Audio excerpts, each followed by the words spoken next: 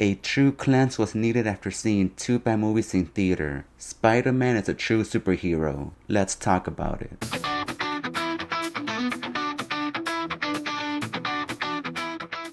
Peter Parker struggles to balance his life and responsibilities as Spider-Man while battling Dr. Octopus. As his powers falter and relationships suffer, Peter must decide whether to give up being Spider-Man or embrace his destiny to save New York and those that he loves. Spider-Man 2.1 was directed by Sam Raimi, but wait, let me take this off really quickly.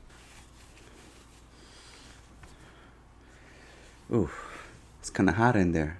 So yeah, like I was trying to say, Spider-Man 2.1 was directed by Sam Raimi and written by Alvin Sargent. He actually wrote Spider-Man 1 and 2, and he was one of the 3 writers for Spider-Man 3. And I did not know this, but he was actually one of the few writers for The Amazing Spider-Man, the reboot.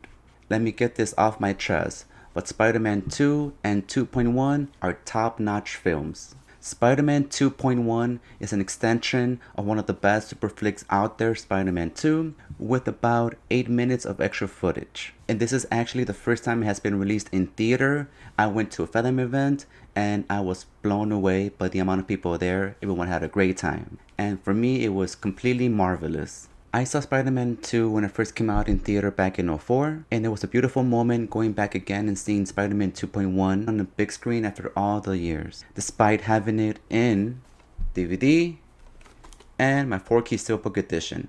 And to be honest with you, I always go see Spider-Man 2 if it's ever re-released in theater. When it comes to Spider-Man or Peter Parker, I always admired how Peter dealt with school, with his love life, with his family, with his duties, with him being responsible, basically trying to figure out who he was meant to be and how to live life. All of this while trying to be the best person that he can, and of course to save his city. I am a huge fanatic for Spider-Man. I mean, look at this. I saw this when they first opened Spirit. It's a Miles Morales one and I had to get it right away. A lot of folks say Spider-Man 2 is one of the best superhero flicks out there, and I concur. I agree with them 100%.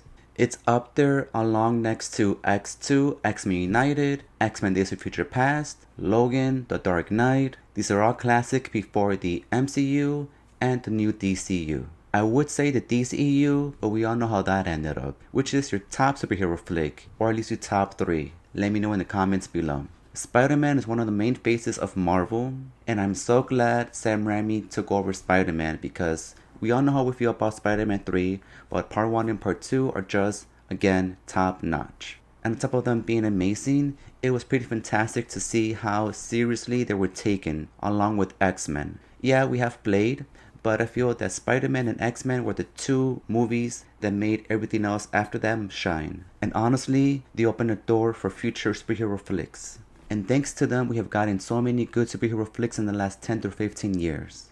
But for now, let's go over everything that I liked about this one in particular. I love everything about this film.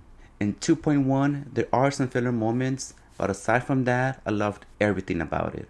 One of the main things that I truly enjoyed was the extended scene between Doc Ock and Spider-Man fighting on the train. And I'm not sure if you know this, but that was actually filmed in Chicago because of course we are very narrow and the buildings are next to each other. And that was just pretty intense to see. It seems to me that it was reduced due to having so much violence. And of course, Spider-Man 2 is also aimed for a younger audience. Because let me tell you, Spider-Man gets his ass beat, but he puts up a good fight. And I believe that whenever Spider-Man punches Doc Ock, he kinda holds back, because if not, Spidey will break his neck right away. There's also some extra footage in the scene with Doc Ock in the hospital. Regardless of that, the entire scene is freaking perfection. Chef's kiss. I love how Sam Raimi brought over his tricks as a horror film director right into Spider-Man. There is also an extra scene between MJ and her friends where they kind of conversate about why MJ is trying to get married, and in my opinion, it adds much more and it helps you understand why MJ is not fully on board with trying to get married yet. This film is about you trying to find yourself, but at the same time getting lost in that process. It's about realizing that at times you need to make sacrifices to do what's right, even if it means giving up on your dreams. Peter, in this film, as we all know, he's dealing with not being able to love, with him being the reason his Uncle Ben died, with his studies, and trying to figure out who he really is and what he is meant to do. All of that will make someone decay from the inside, not knowing who you really are. hence why he lost his powers. This film plays right into that, finding your true self, finding your true meaning, and being the best that you can. This is why I feel that this is one of the best superhero flicks out there, because I believe that people live through that, and we all know how it is to be in that spot.